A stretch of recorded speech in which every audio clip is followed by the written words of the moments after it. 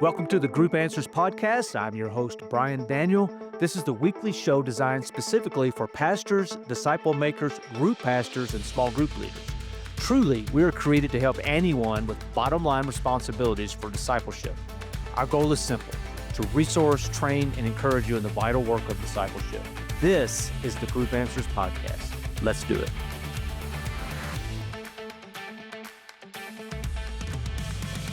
Well, Colin Hansen, welcome to the Group Answer Show. We've been talking about this, texting about this for, it seems like, years. Here we are. Yeah, finally. Thanks, Brian. I'm really glad to be here. Glad it worked out. So I wanted to just ask you real quick here. You are what I would call a man of letters.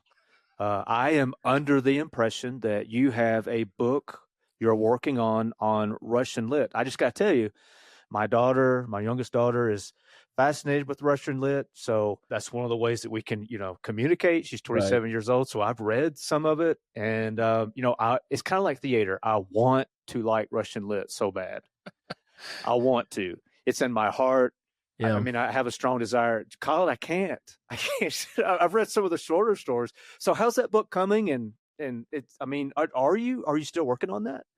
Yeah. So I dabbled a little bit in some of that with my new short little book on Where is God in a World with So Much Evil, teasing out some of the best takeaways from the best of Russian literature. But I have a long-term goal of being able to write about classic realist fiction and being able to help draw out the implications, the insights, the genius of what we see in that literature. I work here in addition to my roles with the Gospel Coalition and the Keller Center for Cultural Apologetics. I also serve as an adjunct professor at Beeson Divinity School in Birmingham, Alabama, and I teach a course on cultural apologetics. And when you're teaching in cultural apologetics, you've got to deal with a lot of history, a lot of philosophy, a lot of big ideas.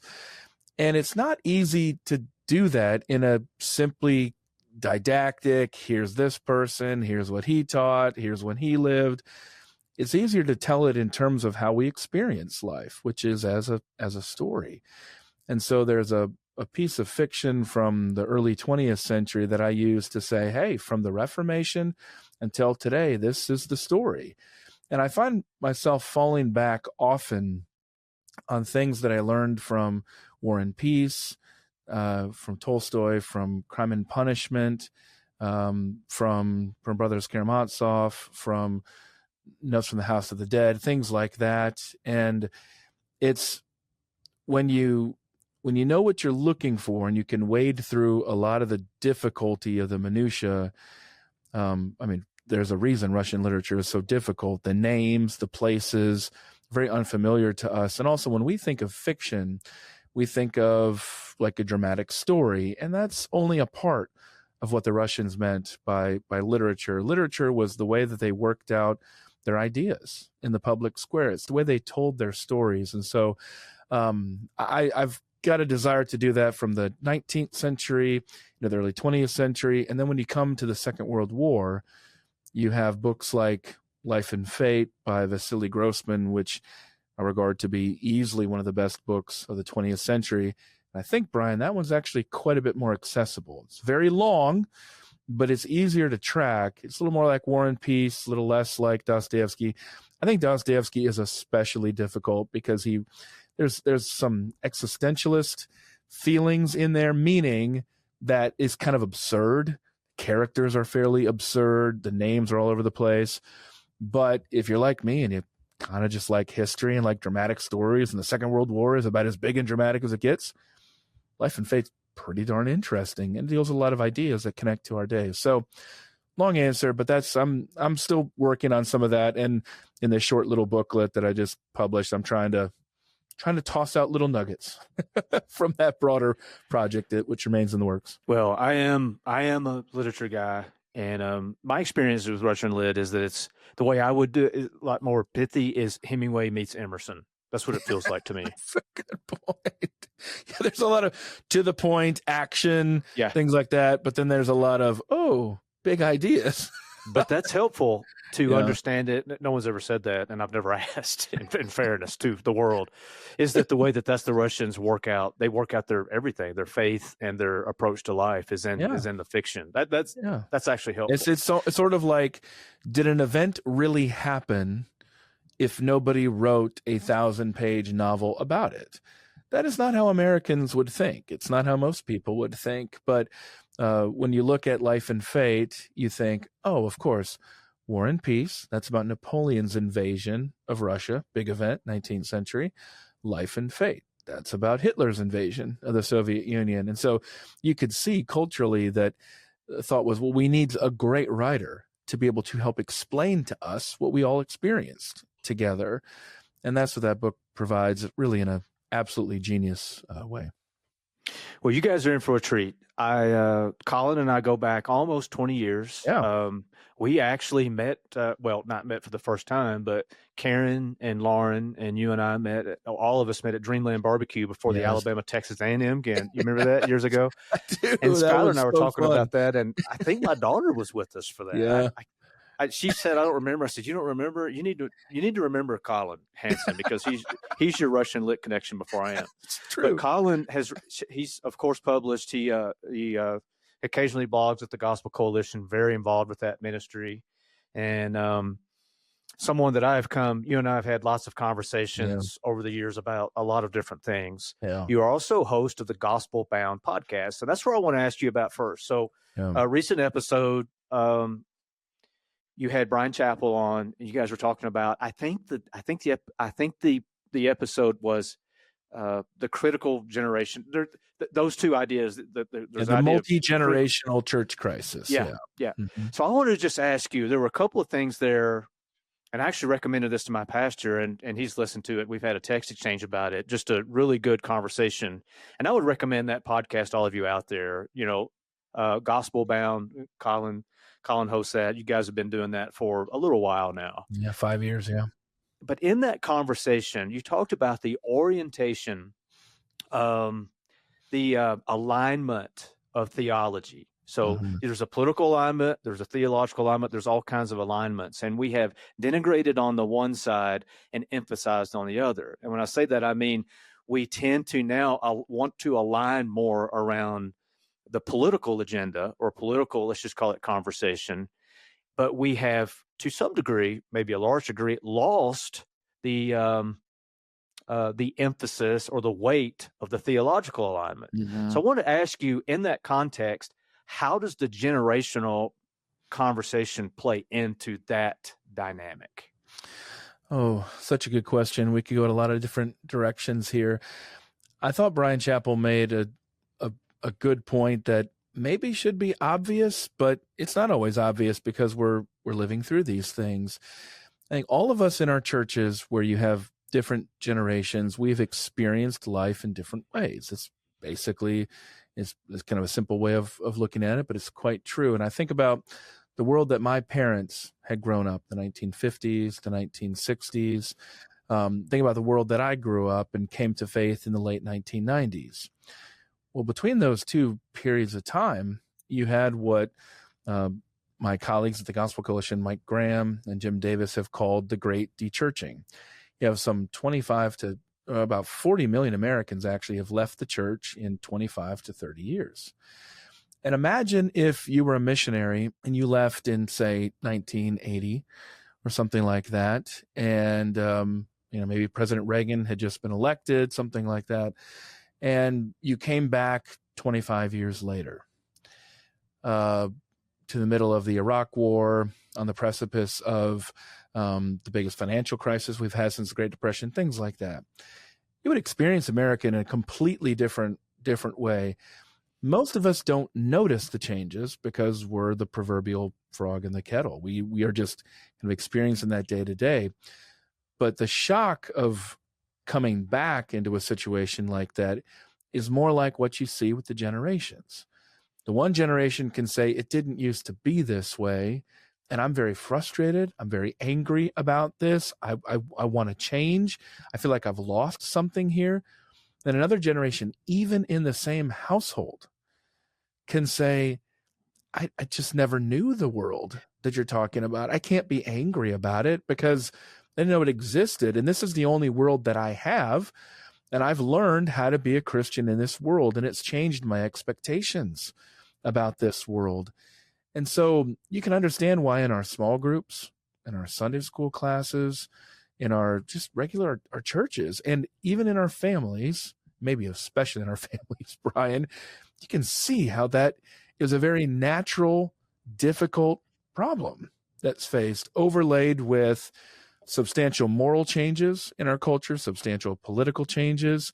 And I want to go back to how you started this question, talking about the differences with our politics. I've said this a number of different times to different church groups, and they, I think, have found it basically helpful. There are a few different ways that we conceive of our faith. We conceive of it in theological terms. We conceive of it in cultural terms. We also conceive of it in political terms. But in any given situation in your small group, in your Sunday school, in your church, and in your family, one person may really highly value their political outworking of their faith. They may say, that's most important. I care about that the most. I'm willing to work with all sorts of different people theologically because what I really care about is the politics there. Another person, other end of the spectrum, they could say, I really care about theological alignment. I don't so much care about who you vote for and things like that. I mean, those things matter, but I'm primarily looking for that alignment. Thing is, Brian, in our churches, we could be agreed on our theology. We could even be agreed on our politics. We could be agreed on our culture in different ways, but if we order them differently, different priorities, even just, it's not even that, Brian, it's not even just ranking them. It's also what percentage of importance you apply to each one of them. Well, now all of a sudden you can understand why does it feel like in our church we have so little unity when we seem to have so much in common? That's usually why. So as you guys talked about 1991 being like a critical year, from what I recall, it was a line of demarcation. There was everything before 91 and everything after 91, because in this dynamic of the generational tension that we're experiencing, it seems to have tempered to some degree from, say, 2 or 3 years ago. Yeah. But I don't think I think it's still there. I don't think that's true. I think we've just found a way to move forward. And I don't know if that's better or worse, honestly. And some realignments, I think, within churches and ministries as well. Yeah. So talk about 1991 as a pivotal year in this generational context. Yeah, again, Brian, this is one of the things that I talk about when I'm teaching in cultural apologetics. Through 1991 is one of those years it's not random. It was one of the most important years of the 20th century. It's the fall of the Soviet Union. The fall of the Berlin Wall, 1989, 1991, fall of the Soviet Union. It's not, I was 10 years old, so I don't remember a lot of it in broader context, but I do remember the before and after world. But especially if you were a little bit older or a good bit older, you remember these as truly a before and after in your life. And we also need to remember that the Cold War leading up to the fall of the Soviet Union was one of the periods of most heightened tension between the two countries, these two empires. And the way the American empire conceived of itself was being distinctly Christian. Part of our, at least religious, specifically more specifically Judeo-Christian, and certainly there were strong undertones of being Christian explicitly there, and a lot of concern about persecution within the Soviet Union and its various satellite states, things like that.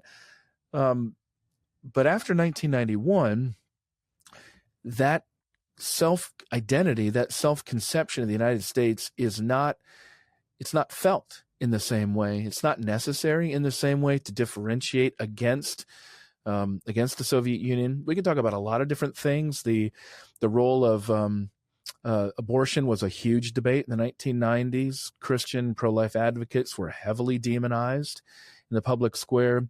The shift from generationally to Bill Clinton as the first boomer president. That's a dramatic shift as well, culturally speaking, and socially speaking as well. Not as big as the changes that would come later, but all of those different changes were really, really significant and really massive. And I want to just then connect, Brian, to one other point here. And that's what happened in 2001. So in 1991, you had the Soviet Union as America conceives of themselves as being, they need to conceive themselves in 1991 as we're Christian versus the atheists. So the enemy of America is the atheist. But then you transition that to 2001. You have another hugely significant year, the 9/11 attacks.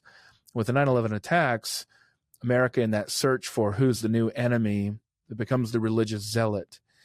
And somehow in people's minds, the same evil people, evil men who flew those planes into the towers and down in Pennsylvania in the Pentagon were somehow equated to, well, also those evangelical Christians who think that they should have influence, like George W. Bush, in our politics, including in things like same-sex marriage. Of course, that's absurd, but that was a pretty common thought back then. And then, Brian, of course, to wrap this up, that gives rise to the new atheist movement. And so just in that little period of time leading up to 1991, you're saying what it means to be a good American is a good church-going Christian. To 2001, the enemies of America are those evangelical Christians who are trying to impose those values on the rest of us. Well, no wonder we feel in so much tumult, because we've really experienced it. It's been real. Yeah, there's just this general unease that I just don't think we stop, we push pause and just consider a reality. Instead, it's just an emotional, rather visceral reaction to just a given stimulus is what we tend to see. Yeah. And it's more of a superficial, cosmetic, and don't call time out and say, how did we get here? So I think that's really helpful to people understand, and hopefully that engenders a level of patience that we can inject into this generational tension. I'm hopeful in that regard. All right, I want to ask you about Scrolling Ourselves to Death. This is a book by Brett McCracken and Ivan Mesa. I believe you've read that. The ideology is built on amusing ourselves to death. First, sadly, I relate to this. And then second, Collin, what are we talking about? So there's that question. And then how did we get here? And I ask this because I feel like we have drifted from a people, and this is evangelicals and, non-believers alike. I think we are now, we tend to major on the trivial at the expense of the more weightier matters, is the term that Jesus may have used. So I've heard you talk about this. For our listenership, I'd like to hear you unpack this idea, what amusing ourselves to death, and then how did it happen? Where did that drift? Now, you've already kind of a little bit gotten into that, but not really. Yeah. So this is a new book from the Gospel Coalition and Crossway. Those Ivan and Brett are the editors of that project. It's a multi-author work, and then I wrote the chapter on preaching in that book. So let's go back to Neil Postman's Amusing Ourselves to Death. He was trying to apply what was at the time a fairly new discipline of media ecology to the transformation of television. Now, evangelicals are a very, very pro-technology people. We always have been. It's just, if there's a new thing that's coming, our instinct is to say, this is great because it's going to help with something. We're going to be able to get the gospel out to people. We're going to be able to it's going to be more efficient. It's going to make it easier for us to focus on other things. So that goes all the way back to the first religious periodical in 1743, the Christian history, all the way through to artificial intelligence today. It's a common thread. But Postman and his work, more broadly speaking, in media ecology, helps us to see that that's not the way technology necessarily works. It doesn't only expand new horizons, but it closes old horizons. And we have to consider, what does this new technology give us, and what does it take away from us? And so his point in Amusing Ourselves to Death was to show how television was giving us all sorts of entertainment. It was giving us access to things. Obviously, we're seeing things live for the first time. But what did it take away? Well, here's where my chapter on preaching comes in. His simple point in that book was to say that the kind of sermons preached by very well-known and influential Protestants, from Martin Luther to Jonathan Edwards, so from the 1500s to the 1700s, the kind of sermons they preached do not translate to television. You cannot preach them. Okay, what do you mean? Well, technically speaking, you can. Well, yeah, you can't. The medium does not transmit them, or we don't come with the expectations to that medium to be able to hear long discursive dialogue. Okay, now let's jump to then scrolling ourselves to death 40 years later. I brought in a media ecologist a few years ago to a Gospel Coalition event, and he was talking about smartphones. Well, Brian, this is before the work of Jonathan Haidt and the anxious generation, before a lot of the work on the significance of smartphones. And of course, with scrolling ourselves to death, that's what we're talking about. This is close to 10 years ago. And one person came out of that meeting and said, boy, I'm just not worried about smartphones at all. I think people used to say stuff like television's going to destroy our culture and blah, blah, blah. And look, our culture isn't destroyed. And my response was, yeah, back then, 40 years ago, people were warning that our politics would devolve into TV personalities and vapid debates where there are no ideas being discussed. I'm glad we didn't end up in that kind of situation in our culture. Of course, it's exactly what happened. It's exactly what was warned about. We don't exactly have the Lincoln Douglas debates anymore in our presidential debates. So just fast forward then to scrolling ourselves to death, and you can see then that the smartphone gives us a lot of things, unprecedented access to information. What does it take away? I'll just say one thing, because it comes from my chapter on preaching. It means that you and I, when we're sitting in the congregation, the people in our small groups and our Sunday schools, when we're sitting there, we've listened to podcasts like this all week. We've been listening to audiobooks. We've been scrolling through articles, all sorts of different things. We tend to come in now to church having a lot of those outside influences being the primary shapers of what we expect. And we expect our church leaders to conform to what we already believe. We don't really see them as the people, unfortunately, who ought to be shaping that perspective. We see them more as the people who need to, again, conform to what I've already been scrolling through all week. So that basic dynamic of the church leader being the person who has the information advantage, and we're learning from that church leader, to now no one has an information advantage over any single person with a smartphone. That's impossible. So now we expect them to conform. It's a big shift. We're only about 15, 20 years into that shift. That's really significant, but it changes church leadership in pretty fundamental ways. Yeah, I think the first iPhone may have been 2008. Does that sound right? Yeah, 7, I think, something like that. So yeah, we're just about 20 years in. But yeah, and of course the adoption came later, which is in part why Jonathan Haidt's work generationally shows that a lot of the negative effects, they don't kick in until 2012 or so, but that's when young people got them. So it's just, I can't even imagine I can't remember the world before smartphone. And it's so, I remember when I saw that date recently, I'm like, man, that's right. But it does not, it seems like there's 50 years Of course, ago. we did have cell phones before that, of course, but this is what I mean. There's no point in saying, well, okay, let's all just go throw our smartphones in the trash. No, it's really not realistic. What's realistic is to act with more discernment. What is your smartphone giving you? I don't know what I'd do without the maps function. Probably saved my life on multiple occasions.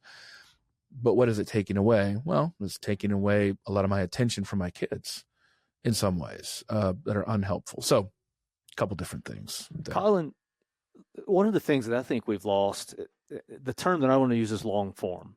So it's long form entertainment, it's long form reading, it's long form even conversation.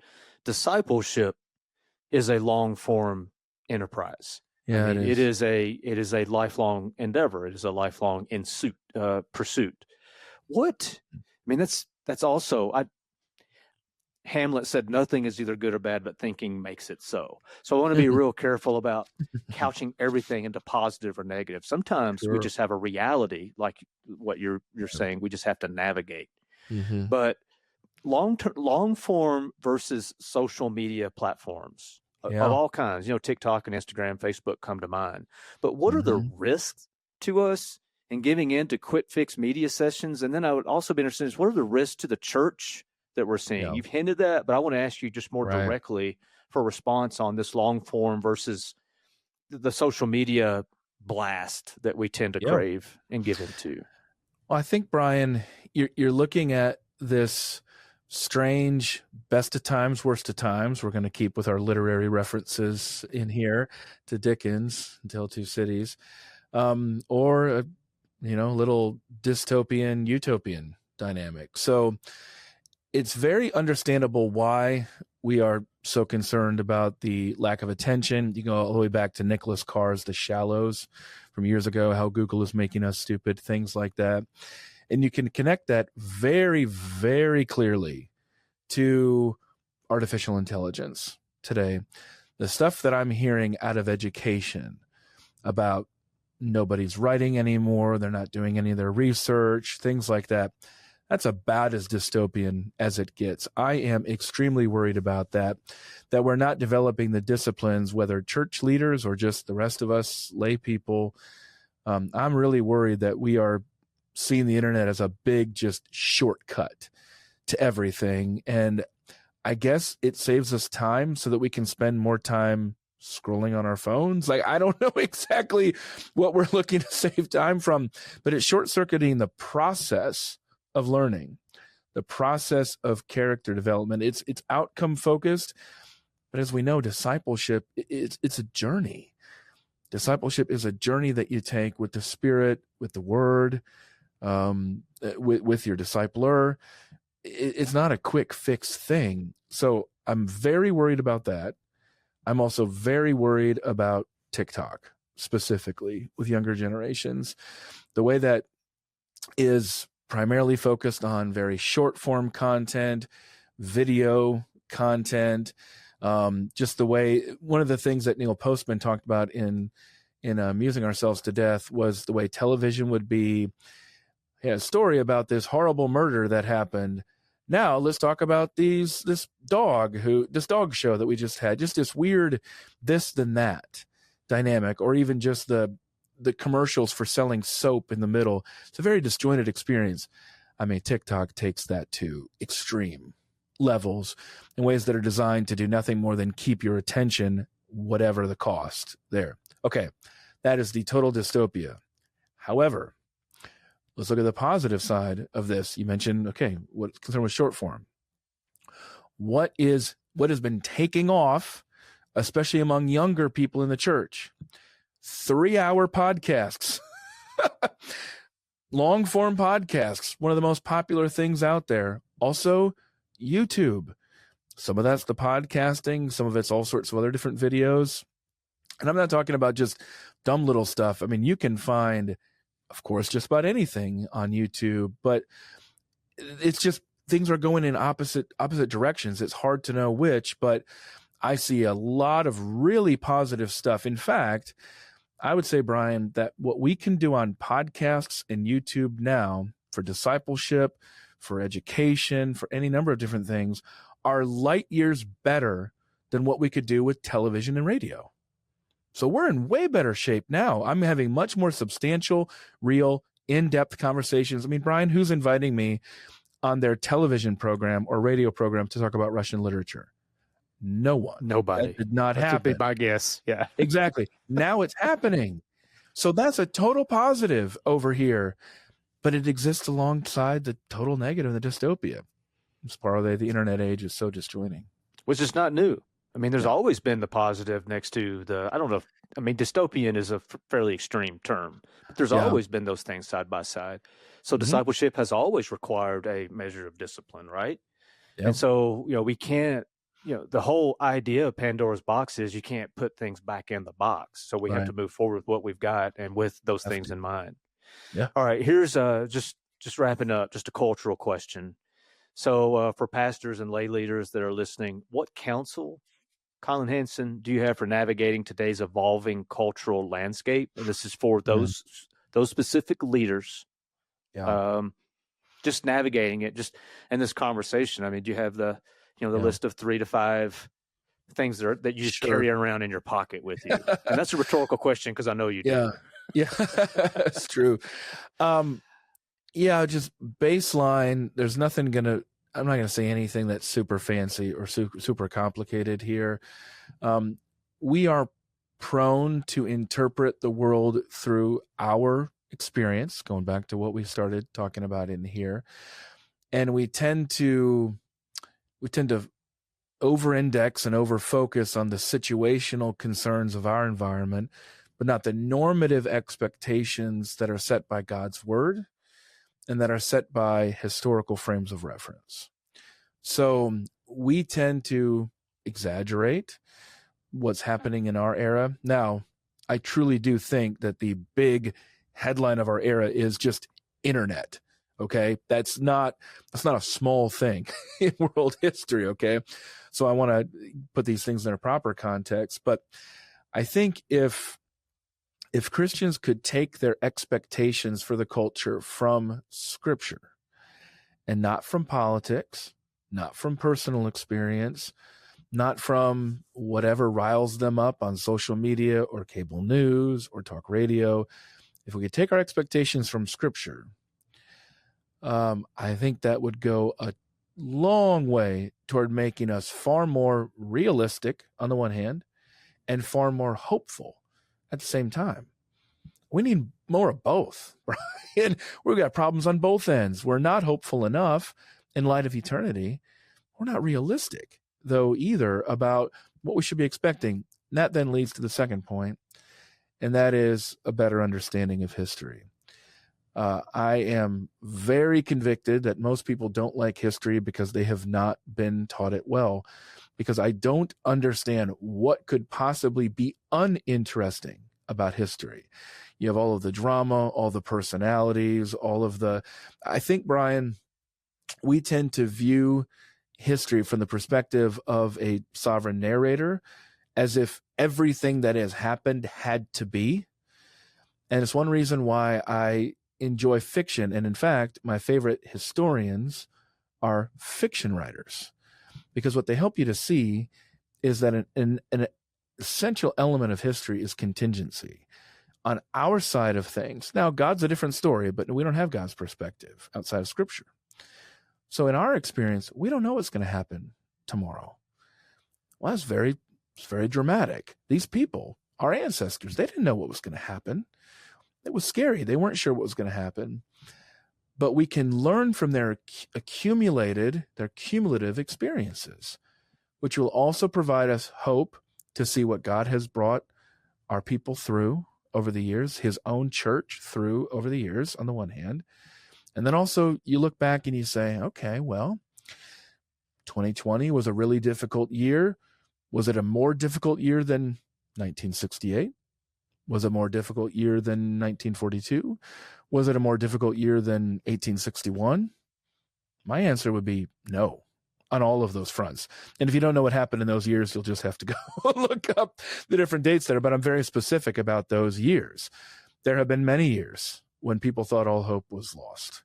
And there's practically an unending number of examples of that. So I'm just going to go with those two. If we were normed in our expectations and hopes by Scripture, God's promises, and his time horizon, number one. And then number two, if we were more informed by history, both of those things would make us simultaneously way more hopeful and also at the same time more realistic. That's what we need.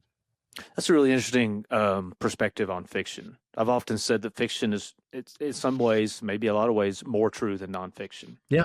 Because what a fiction writer is developing is absolutely from the human condition. Exactly. It's the internal it's the internal dynamics that you don't get from the outside. You can explore the psychology. Dostoevsky is one of the greatest novelists of all time because he was one of the greatest psychologists of all time.